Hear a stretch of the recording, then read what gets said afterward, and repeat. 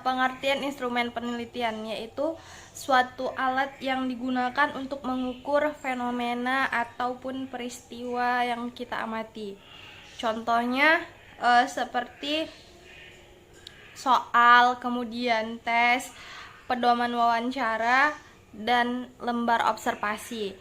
Nah, macam-macam instrumen penelitian itu ada tes, angket atau kuesioner, kemudian ada lembar observasi, kemudian ada catatan berkala, daftar cek atau checklist, kemudian ada skala nilai.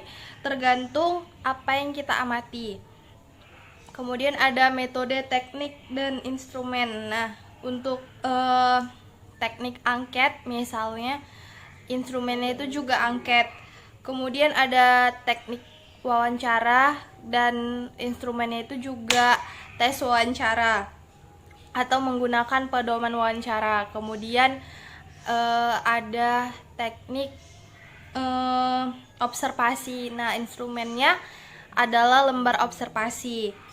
Kemudian angket itu seperti soal, kemudian checklist juga kita seperti membuat centang.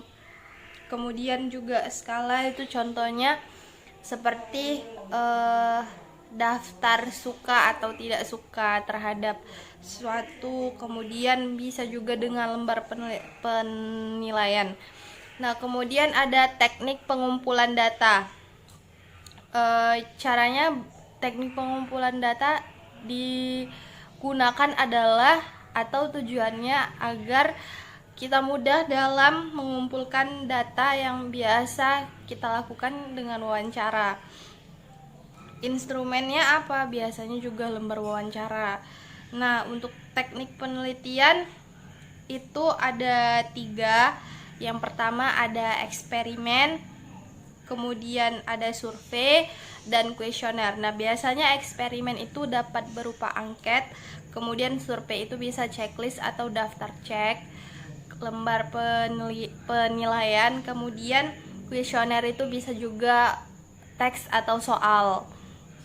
Nah, untuk teknik pengumpulan data yang kita ketahui ada 5. Yang pertama teknik observasi atau survei. Yang kedua ada teknik komunikasi yang biasanya adalah wawancara, angket, atau kuesioner.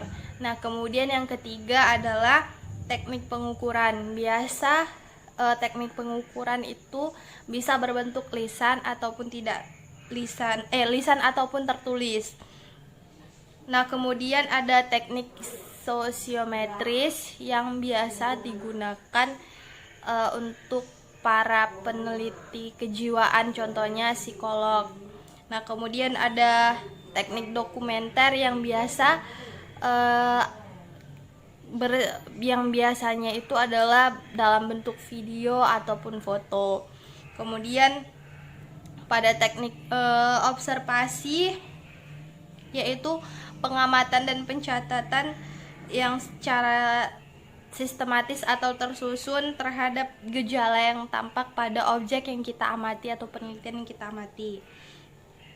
Jenis observasi itu juga ada 2, yaitu ada langsung dan tidak langsung. Nah, untuk langsung biasa kita amati langsung pada objek, sementara untuk tidak langsung dapat berupa angket atau kuesioner.